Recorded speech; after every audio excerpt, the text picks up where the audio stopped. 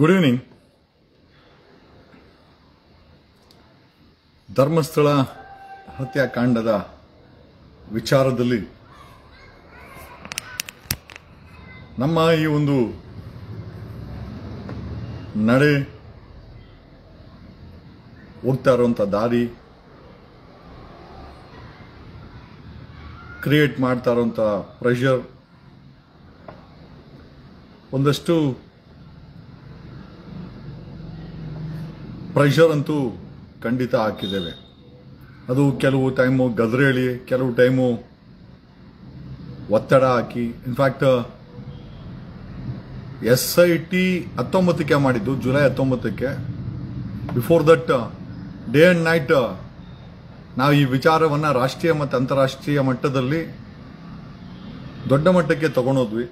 ಹಾಗಾಗಿನೇ ಈ SIT ರಚನೆ ಆಗಲು ಆಯಿತು. ಜೊತೆಯಲ್ಲಿ SIT ರಚನೆ ಆದಮೇಲೂ ಅಷ್ಟೇ SITನ ಟ್ರ್ಯಾಕ್ ಮೇಲೆ ತಂದು ಅದಕ್ಕೆ ತನಿಖೆಯ ದಿಕ್ಕಿಗೆ ತರಲು ಸಾಕಷ್ಟು ಹರಸಾಹಸ ಮಾಡಬೇಕಾಯಿತು. Out of which I think 9 human remains ಸಿಕ್ಕಿದೆ. ಒಂದು ಮಟ್ಟದ ಇದು ಒಂದು ಗೆಲುವು ಅಂತಲೇ ಹೇಳ್ಬೋದು. ಡೆಫಿನೆಟ್ಲಿ ಲೀಗಲ್ ಪಾರ್ಟ್ ಈಗ ಆರೋಪಿಗಳನ್ನು ಐ ಥಿಂಕ್ SIT ಅವರು ತನಿಖೆ ಮಾಡಿ ನೋಟಿಸ್ ಕೊಟ್ಟು ಕರೆದು ಈಗ ಆ ಪಾರ್ಟ್ ಇದೆಯಲ್ಲ, that's a most important part. ಯಾಕಂದರೆ ನಾವೇನೋ SITನ ರಚನೆ ಮಾಡಿಸೋದ್ರಲ್ಲಿ, SITನ ಟ್ರಿಗರ್ ಮಾಡಿ ಮುಂದೆ ತಳ್ಳೋದ್ರಲ್ಲಿ ಕೆಲಸ ಆಯಿತು. ಆದರೆ ಈಗ ಐ ಥಿಂಕ್ ಮುಂದಿನ ಈಗ 13th ಪಿಟ್ಟು ಮುಗೀತು, 9 ಪಳೆ ಉಳಿಕೆಗಳು ಸಿಕ್ಕಿದೆ.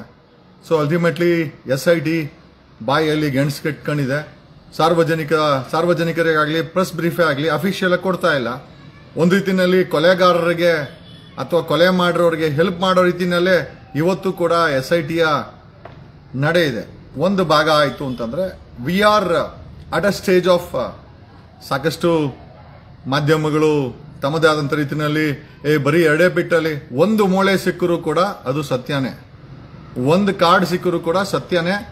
ಅಲ್ಲಿಗೆ ಭೀಮಾ ಹೇಳಿದಂಥ ಮಾತು ಸತ್ಯ ಆಗಿದೆ. ಹಾಗಾಗಿ ಭೀಮಾ ಏನು ಕ್ಲೇಮ್ ಮಾಡ್ದೋ ಅದು ಸತ್ಯ ಆಗಿದೆ. ಅದೊಂದು ಪಾರ್ಟ್ ಆಯಿತು. ಅಂದರೆ ನನಗೆ ಪದೇ ಪದೇ ಸಾಕಷ್ಟು ಜನ ಮೆಸೇಜ್ ಮಾಡ್ತಾರೆ, ಸರ್ ಸೌಜನ್ಯ ಪ್ರಕರಣಕ್ಕೆ ತಾವು ನ್ಯಾಯ ಕೊಡಿಸಿ ಅಂತ. ಖಂಡಿತ ನಾನು ಸೌಜನ್ಯ ಪ್ರಕರಣದಲ್ಲಿ ಇರಲಿಲ್ಲ. ಸೌಜನ್ಯ ಪ್ರಕರಣ ತಿಳ್ಕೊಂಡಿದ್ದೀನಿ. ಸೌಜನ್ಯ ಪ್ರಕರಣನ ಯಾರು ಸೌಜನ್ಯ ವಿಚಾರವಾಗಿ ಹೋರಾಟ ಮಾಡಿದ್ರು ದಯಮಾಡಿ ಅವರನ್ನೇ ನೀವು ಕೇಳಬೇಕು. ಯಾಕಂತಂದ್ರೆ ಹೋರಾಟ ಮಾಡಿದ್ದವರು. ಈಗ ಈ ಧರ್ಮಸ್ಥಳದ ಹತ್ಯಾಕಾಂಡ ಏನಿದೆ, ಒಂದು ಮಟ್ಟದಲ್ಲಿ ಒಂದು ಸಣ್ಣ ಜವಾಬ್ದಾರಿಯನ್ನು ಹೊರಲಿಕ್ಕೆ, ಆಮೇಲೆ ಅದನ್ನ ಮುಂದೆ ತಗೊಂಡೋಗಿ ಸಾಗಿ ಅದಕ್ಕೆ ಲಾಜಿಕಲ್ ಕನ್ಕ್ಲೂಷನ್ ತಗೊಂಡೋಗ್ಲಿಕ್ಕೆ ನಾವೆಲ್ಲ ಮಾಡ್ತಾ ಇದೀವಿ. ಬಟ್ ಸೌಜನ್ಯ ಪ್ರಕರಣದಲ್ಲಿ ಇನ್ಫ್ಯಾಕ್ಟ್ ನಾನು ಎಲ್ಲರೂ ನಾನು ನೋಡ್ತೀನಿ, ಗಿರೀಶ್ ಮಠಣ್ಣನಾಗಿರ್ಬೋದು, ಮಹೇಶ್ ಅವರಾಗಿರ್ಬೋದು, ಸಾಕಷ್ಟು ಜನ ನನಗೆ ಫೋನ್ ಮಾಡಿ ಹೇಳ್ತಾರೆ. ಅವ್ರು ಯಾರು ಫೋನ್ ಮಾಡಿಲ್ಲ, ಮಹೇಶ್ ಅವರು ಯಾರು ಮಾಡಿಲ್ಲ, ನಾನು ಅವ್ರಿಗೆ ಮಾಡಕ್ಕೆ ಹೋಗಿಲ್ಲ. That's A different matter. But ಬೇರೆ ಬೇರೆ ಅವರ ಜೊತೆಲಿದ್ದಂಥ ಹೋರಾಟಗಾರರು ಸಾಕಷ್ಟು ಜನ ಫೋನ್ ಮಾಡ್ತಾರೆ, ಸರ್ ಸೌಜನ್ಯ ಪ್ರಕರಣಕ್ಕೆ ನ್ಯಾಯವನ್ನು ಕೊಡಿಸಿ ಅಂತ.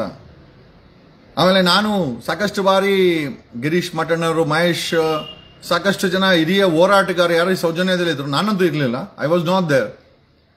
They always proclaim on the video. ಅಂದರೆ ಮಾಧ್ಯಮದ ಮುಂದೆ ಪ್ರೊಕ್ಲಮೇಷನ್ ಆಗುತ್ತೆ, ನಮ್ಮ ಬಳಿ ಎಲ್ಲ ದಾಖಲೆ ಇದ್ರೆ ಕೋರ್ಟ್ಗೆ ಅಕಸ್ಮಾತು ಸೌಜನ್ಯ ಪ್ರಕರಣದಲ್ಲಿ ನ್ಯಾಯ ಸಿಕ್ಕಿಲ್ಲ ಅಂತಂದ್ರೆ ಒಂದು ರೀಇನ್ವೆಸ್ಟಿಗೇಷನ್ಗೋ, ಈಗ SIT ಫಾರಂ ಆಗಿದೆ SITಗೋ, ಅಥವಾ ಮರು ತನಿಖೆಗೆ ಹೈಕೋರ್ಟ್ಗೆ ಒಂದು ಪಿಟಿಷನ್ ಹಾಕಿ ಮತ್ತೆ ರೀಡೈರೆಕ್ಷನ್ ಏನಾದರೂ ಒಂದು ಕೊಡಿಸ್ಬೋದಲ್ಲ.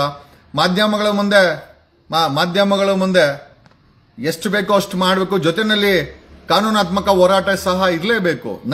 ನನಗೆ ಗೊತ್ತಿಲ್ಲ ಸೌಜನ್ಯ ಪ್ರಕರಣದಲ್ಲಿ ಎಲ್ಲರೂ ಹೇಳೋದೇನೋ ಅಂತಂದ್ರೆ ಅವರು ನಮ್ಮ ಹತ್ರ ಎವಿಡೆನ್ಸ್ ಇದೆ, ಫೋನಲ್ಲಿ ಇದೆ. But the biggest question is, ಇದನ್ನೆಲ್ಲ ಯಾಕೆ ಕೋರ್ಟ್ ಮುಂದೆ ಹಾಜರು ಮಾಡಿ? ದ ಬಿಗ್ಗೆಸ್ಟ್ ಎವಿಡೆನ್ಸ್ ನನಗೆ ತಿಳಿದಿರೋ ಪ್ರಕಾರ ಏನು ಅಂತಂದ್ರೆ ಪೋಸ್ಟ್ ಮಾರ್ಟಮ್ ರಿಪೋರ್ಟ್, ಡಾಕ್ಟರ್ ಆಡೋಬ್ ಮತ್ತೆ ಡಾಕ್ಟರ್ ರಶ್ಮಿ ಮಾಡಿದಂತ ಪೋಸ್ಟ್ ಮಾರ್ಟಮ್ ರಿಪೋರ್ಟ್ ಅನ್ನ ಸಿಬಿಐ ಕ್ರಿಟಿಸಿಸಮ್ ಮಾಡಿದೆ. ಒಂದು ಆಕ್ಷನ್ ಟೇಕನ್ ರಿಪೋರ್ಟ್ ಮಾಡಿ ಇವರಿಬ್ಬರ ಮೇಲೆ, ರಶ್ಮಿ ಮೇಲೆ, ಡಾಕ್ಟರ್ ಆಡೋಬ್ ಮೇಲೆ ಅಂತ ಹೇಳಿದೆ. ಇದೆಲ್ಲ ಸಾಕಷ್ಟು ಪಾಸಿಟಿವ್ ವಿಚಾರಗಳಿದೆ. ಬಟ್ ನನ್ಗನ್ಸಿದ್ದು ಸೌಜನ್ಯ ಪ್ರಕರಣವನ್ನ ಯಾವ ರೀತಿ ಸಾಮಾಜಿಕವಾಗಿ ಹೋರಾಟ ಮಾಡ್ತೋ ಕಾನೂನಾತ್ಮಕವಾದಂತ ಹೋರಾಟ ಮಾಡಲಿಲ್ಲ. ಅದಕ್ಕೋಸ್ಕರ ಇದು ಫೇಲ್ಯೂರ್ ಆಯಿತು. ಆಮೇಲೆ ಡಿಫ್ರೆಂಟ್ ಆಂಗಲ್ಸ್ ಅಲ್ಲಿ ಈ ಕೇಸನ್ನ ನೋಡಿದಾಗ ನಾನಾ ರೀತಿ ಯೋಚನೆ ಮಾಡಬೇಕಾಗತ್ತೆ. ಬರೀ ಬೀದಿ ಹೋರಾಟ ಒಂದೇ ಸಾಲಲ್ಲ, ಕಾನೂನಾತ್ಮಕ ಹೋರಾಟ, ಕೋರ್ಟಿನ ಹೋರಾಟ, ಒಳ್ಳೆ ಲಾಯರ್ಸ್ ಅನ್ನ ಎಂಗೇಜ್ ಮಾಡೋದು, ರಿಸರ್ಚ್ ಆಗ್ಬೇಕಾಗತ್ತೆ, ತನಿಖೆ ಆಗ್ಬೇಕಾಗತ್ತೆ, ಸಾಕಷ್ಟು ವಿಚಾರಗಳನ್ನ ನಾವೇ ಖುದ್ದು ತನಿಖೆ ಮಾಡಬೇಕಾಗತ್ತೆ. ಅಲ್ಲೇನಾದ್ರೂ ಹೆಚ್ಚು ಕಡಿಮೆ ಆಯ್ತು ಅಂದ್ರೆ, ಫಾರ್ ಎಕ್ಸಾಂಪಲ್ ಈಗ ಈ ವಿಚಾರದಲ್ಲಿ ಬೆಳ್ತಂಗಡಿ ಪೊಲೀಸರು ಏನೋ ದಾಖಲೆಗಳನ್ನು ಸುಟ್ಟಾಕಿದ್ರು. ಅದನ್ನ ಹೇಳಿದ್ರೆ ಪ್ರಯೋಜನ ಇಲ್ಲ. We have to work out a solution. So we found out ಏನೋ ಇಟ್ ವಾಸ್ ಕೋರ್ಟ್ ಅಲ್ಲಿ ಒಂದು ಕಾಪಿ ಇದೆ ಅಂತ. ಸೊ ನಾನು ಹೇಳೋದೇನು ಅಂತಂದ್ರೆ, ಸೌಜನ್ಯ ಕೇಸಲ್ಲಿ ಇದೇ ರೀತಿ ಸಾಕಷ್ಟು ಚಾಲೆಂಜಸ್ ಬಂದಿರಬಹುದು. ಹೋರಾಟ ಬೀದಿನಲ್ಲಿ ಮಾಡಿಕೊಂಡು ಕಾನೂನಾತ್ಮಕವಾಗಿ ಎಲ್ಲೋ ಒಂದು ಕಡೆ ವೀಕ್ ಆದಾಗ ಎದುರಾಳಿಗಳಿಗೆ ಅಥವಾ ಕೊಲೆಗಾರಗಳಿಗೆ ಅಥವಾ ಆರೋಪ ಮಾಡಿರೋರ್ಗೆ ತುಂಬಾ ಈಸಿ ಆಗುತ್ತೆ ಅಂತ. ನಾನು ಸೌಜನ್ಯ ಕೇಸನ್ನ ನೋಡಿದ್ದೀನಿ. ಅಲ್ಲಿ ನನಗೆ ಅನ್ಸಿದ್ದು, ಯಾಕೆ ಇಷ್ಟೆಲ್ಲ ಹೋರಾಟ ಮಾಡಿದ್ರು ಸೌಜನ್ಯ ಕೇಸ್ಗೆ ಯಾಕೆ ಗೆಲುವು ಸಿಗ್ಲಿಲ್ಲ ಅಂದ್ರೆ, according to my analysation, I might be wrong. ಕಾನೂನಾತ್ಮಕವಾಗಿ ಅದನ್ನ ಹೋರಾಟ ಮಾಡುವಂತ ಬುದ್ಧಿವಂತಿಕೆ ಇರಲಿಲ್ಲ ಅಥವಾ ಲೀಡ್ ಮಾಡೋರು ಇರಲಿಲ್ಲ ಅನ್ನೋದು ನನಗೆ ಅನ್ಸಿದ್ದು. ಸಾಮಾಜಿಕವಾಗಿ ಅದನ್ನ ಜನರ ಮುಂದೆ ಇಡುವಂತ ಕೆಲಸ ಸಕ್ಸಸ್ಫುಲ್ ಆಗಿದೆ. ಬಟ್ ವೆರಸ್ ಅದನ್ನ ಕಾನೂನಾತ್ಮಕವಾಗಿ ಶಿಕ್ಷೆ ಕೊಡಿಸುವಂತ ಕೆಲಸ ಅಥವಾ ಕಾನೂನಾತ್ಮಕವಾಗಿ ಒಂದು ಲಾಜಿಕಲ್ ಕನ್ಕ್ಲೂಷನ್ ಹೋಗುವಂತ ಕೆಲಸ ಆಗಿಲ್ಲ. ಇವತ್ತು ಕೂಡ ಸಮಯ ಏನು ಆಗಿಲ್ಲ. ಯಾಕೆ ಅಂತಂದ್ರೆ, ನಿಮ್ಮಗಳ ಬಳಿ ನಾನೆಲ್ಲರಿಗೂ ನೋಡ್ತಾ ಇರ್ತೀನಿ, ನಮ್ಮ ಬಳಿ ಫೋನಲ್ಲಿ ಎವಿಡೆನ್ಸ್ ಇದೆ ಸೌಜನ್ಯ ಪರವಾಗಿ ಅಂತ. ನನ್ನ ಪ್ರಶ್ನೆ ಇಷ್ಟನೇ, ಫೋನಲ್ಲಿ ಇಟ್ಕೊಂಡಿರುವಂತ ಎವಿಡೆನ್ಸ್ ಅನ್ನ ಹೈಕೋರ್ಟ್ ಮುಂದೆ ಫ್ರೆಶ್ ಪೆಟಿಷನ್ ಫೈಲ್ ಮಾಡಿ ರೀಡೈರೆಕ್ಷನ್ SITಗೆನೆ ಕೊಡಿಸಬಹುದು ಅಥವಾ SITಗೆನೆ ಮರು ತನಿಖೆ ಮಾಡಿಸ್ಲಿಕ್ಕೆ ಕೊಡಿಸಬಹುದು. ಯಾಕೆ ಸೌಜನ್ಯ ಟೀಮ್ ಅವರು ಪ್ರಯತ್ನ ಪಡ್ತಾ ಇಲ್ಲ ನನಗೆ ಗೊತ್ತಿಲ್ಲ. I am not contacting anybody. ಯಾಕೆ ಅಂತಂದ್ರೆ, ಯಾರೋ ಒಂದು ಹೋರಾಟ ಮಾಡಿರೋದನ್ನ ಎಷ್ಟೋ ಜನ ಹೇಳ್ತಾರೆ, ಸರ್ ಈಗ ನೀವು ಬಂದು ಕ್ಲೇಮ್. ನಾನು ಯಾವ್ದನ್ನು ಕ್ಲೇಮ್ ಮಾಡ್ತಲ್ಲ. ಸೌಜನ್ಯ ಪ್ರಕರಣಕ್ಕೆ ನನ್ಗೆ ಸಂಬಂಧನೇ ಇಲ್ಲ. But still I know many things. Failure ಕಾರಣ ಗೊತ್ತಿದೆ ನನಗೆ. ಪಾಸಿಬಲಿ ಲೀಗಲ್ ಆಗಿ ಅದು ಸೌಜನ್ಯ ಪ್ರಕರಣ ಜಾಸ್ತಿ ಸಾಮಾಜಿಕವಾಗಿ ಪ್ರಚಾರ ತಗೊಳ್ತೇವೆ ಹೊರತು ಕಾನೂನಾತ್ಮಕವಾಗಿ ಅದಕ್ಕೆ ಸರಿಯಾದಂತ ದಿಕ್ಕು ತೋರಿಸುವಲ್ಲಿ ಫೇಲ್ಯೂರ್ ಆಗಿದೆ ಅನ್ನೋದು ಒಂದು. ಆಮೇಲೆ ಎದುರಾಳಿ ತುಂಬಾ ಪವರ್ಫುಲ್ ಆಗಿದ್ದ. ಅವನ ಆಕ್ಟಿವಿಟೀಸ್ ಇವಾಗ ನೋಡಿ, ಎಕ್ಸಾಂಪಲ್ ಈ ಕೇಸಲ್ಲಿ ಒಂದು ಗಿಗ್ ಆರ್ಡರ್ ಮಾಡಿದಂತ ಜಡ್ಜು SDM ಕಾಲೇಜಲ್ಲಿ ಓದಿದ್ದವರು. ಎದುರಾಳಿಗಳು ಗೊತ್ತಿಲ್ಲ ಇದನ್ನ ಬಳಸ್ಕೊಂಡ್ರೋ ಅಥವಾ ಏನೋ, ಬಟ್ ಒಂದಂತೂ ನಿಜ, ವಿ ಫೌಂಡ್ ಔಟ್ ಏನೋ ಆ ಜಡ್ಜ್ ಏನ್ ಗ್ಯಾಗ್ ಆರ್ಡರ್ ಕೊಟ್ರು, ಆ 8,000 ಕಂಟೆಂಟ್ ಗಳನ್ನ ಧರ್ಮಸ್ಥಳದ ಬಗ್ಗೆ ತೆಗಿಲಿಕ್ಕೆ ಈ ವಾಸ್ ಸ್ಟಡಿಯಿಂಗ್ ಇನ್ SDM ಅಂತದನ್ನ V found out. At the same time ಅದನ್ನ ಸಾಮಾಜಿಕವಾಗಿ ವಿ ಕೆಪ್ಟ್ ಇಟ್ಟು. ನೋಡಿ, ಒಂದು ಕೋರ್ಟ್ಗೆ ಲೆಟರ್ನ ಬರೆದಿದ್ದು, ಎರಡನೇದು we presented before the public. ಏನಕ್ಕೆ ಅಂತಂದ್ರೆ, ಒಂದು ಗ್ಯಾಗ್ ಆರ್ಡರ್ನ ಎಕ್ಸ್ಪರ್ಟಿ ಆರ್ಡರ್ ಮಾಡ್ತಾರೆ ಜಡ್ಜ್ ಅವರು ಅಂತಂದ್ರೆ, ಮತ್ತೆ ಆ ಜಡ್ಜ್ ಶ್ರೀ ಧರ್ಮಸ್ಥಳ ಮಂಜುನಾಥ ಲಾ ಕಾಲೇಜಲ್ಲಿ ಓದಿರ್ತಾರೆ, ಆಮೇಲೆ ಒಂದು ಲಾ ಫರ್ಮ್ ಅಲ್ಲಿ ಕೆಲಸ ಮಾಡಿರ್ತಾರೆ ಅಂತ ನೈತಿಕವಾಗಿ ಆ ಕೇಸನ್ನ ಅವ್ರ ಆದೇಶ ಮಾಡಕ್ಕೆ ಬರೋದೇ ಇಲ್ಲ. This is what the fact. Possibly ಸೌಜನ್ಯ ಕೇಸಲ್ಲಿ ಈ ರೀತಿ ನೂರಾರು ತಿರುವುಗಳು ಆಗಿರಬಹುದು. ಗಮನ ಹರಿಸೋದ್ರಲ್ಲಿ ಎಲ್ಲೋ ಒಂದ್ ಕಡೆ ಫೇಲ್ಯೂರ್ ಆಗಿದೆ. Otherwise Soujanya case a fit case to get convicted, equal to Prajwal ರೇವಣ್ಣನ್ ಕೇಸ್ ಏನಾಗಿದೆ, equal to that case conviction ನ ಕೊಡಿಸಬಹುದಾಗಿತ್ತು. ಯಾವ ಸರ್ಕಾರಗಳು ಪ್ರಜ್ವಲ್ ಕೇಸಲ್ಲಿ ಇಂಟ್ರೆಸ್ಟ್ ತೋರಿಸಿದ್ರೋ ಆ ಸರ್ಕಾರಗಳು ಸೌಜನ್ಯ ಕೇಸಲ್ಲೂ ಕೂಡ ಇಂಟ್ರೆಸ್ಟ್ ತೋರಿಸಬಹುದಾಗಿತ್ತು. ಜೊತೆನಲ್ಲಿ ಸರ್ಕಾರ ತೋರಿಸುತ್ತೋ ಬಿಡುತ್ತೋ, ಹೋರಾಟಗಾರರು ಆ ದಿಕ್ಕನ್ನ, ಆ ಕಾನೂನಾತ್ಮಕ ದಿಕ್ಕಿಗೆ ವರ್ಕ್ ಮಾಡಬೇಕಾಗಿತ್ತು. ಎಲ್ಲೋ ಒಂದ್ ಕಡೆ ವರ್ಕ್ ಮಾಡಿಲ್ಲ ಅಂತ ಅನ್ಸುತ್ತೆ. ಈಗಲೂ ಕೂಡ ಕಾಲ ಮಿಂಚಿಲ್ಲ. ಹೈಕೋರ್ಟ್ಗೆ ಪೆಟಿಷನ್ ಫೈಲ್ ಮಾಡಬಹುದು, ಯಾರು ಅಂತ ಗೊತ್ತಿಲ್ಲ ನನಗೆ. Because I don't want to interfere. ಯಾಕೆ ಈಗ ಇವ್ರು ಬಂದು ಅಂತ, ಅದಕ್ಕೆ ನಾನು ಸಾರಿ, ಇಂಟರ್ನೆಟ್ ಕನೆಕ್ಷನ್ ಸ್ವಲ್ಪ ಯಾಕೋ ಡಲ್ ಆಯ್ತು.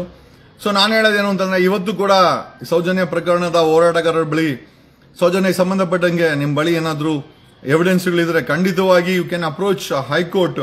ಈಗ SIT ಫಾರ್ಮ್ ಆಗಿದೆ, ಹೈಕೋರ್ಟ್ ಇಂದ ತನಿಖೆಗೆ ಇರುವಂತ ಡಾಕ್ಯುಮೆಂಟ್ಸ್ ಅಲ್ಲೇನೆ, ಫಾರ್ ಎಕ್ಸಾಂಪಲ್ ಆಗಿರುವಂತ ಪೋಸ್ಟ್ ಮಾರ್ಟಮ್ ರಿಪೋರ್ಟ್ಗೆ CBI ಕಾಪಿ ಇದೆ, CBI ಕಾಪಿನ ಹಾಕ್ಬೋದು. That will be a prima facie evidence to investigate the case. CBI ಬರ್ದಿದೆ, ಡಾಕ್ಟರ್ ಆಡಮ್ ಮತ್ತೆ ಡಾಕ್ಟರ್ ರಶ್ಮಿ ಅವರು ಕೇಂದ್ರ ಸರ್ಕಾರದ CBIನೇ ಬರ್ದಿದೆ. ಇವರಿಬ್ರು ಕೂಡ ಸೌಜನ್ಯ ಪೋಸ್ಟ್ ಮಾರ್ಟಮ್ ಅನ್ನ ವಿಡಿಯೋಗ್ರಫಿ ಮಾಡಲಿಲ್ಲ, ವ್ಯಾಜಿನಲ್ ಅಬ್ಸರ್ವೇಷನ್ ರಿಫ್ಲೆಕ್ಟ್ ಮಾಡಿಲ್ಲ, ಎಲ್ಲೋ ಒಂದು ಕಡೆ ಕೊಲೆಗಾರರಿಗೆ ಹೆಲ್ಪ್ ಮಾಡೋ ರೀತಿ ಪೋಸ್ಟ್ ಮಾರ್ಟಮ್ ರಿಪೋರ್ಟ್ ಅನ್ನ ಅಡ್ಗೋಡೆ ಮೇಲೆ ದೀಪ ಬರೆದಿದ್ರು, ಇವರಿಬ್ಬರ ಮೇಲೆ ಕ್ರಮ ಆಗಲಿ ಅಂತ ಹೇಳಿದಿಲ್ಲ. See that's a most important letter. ಅದು ಸರ್ಕಾರದ ಬಳಿ ಇದೆ. ಇವತ್ತು ಕೂಡ ಏನು ಮೀರಿಲ್ಲ.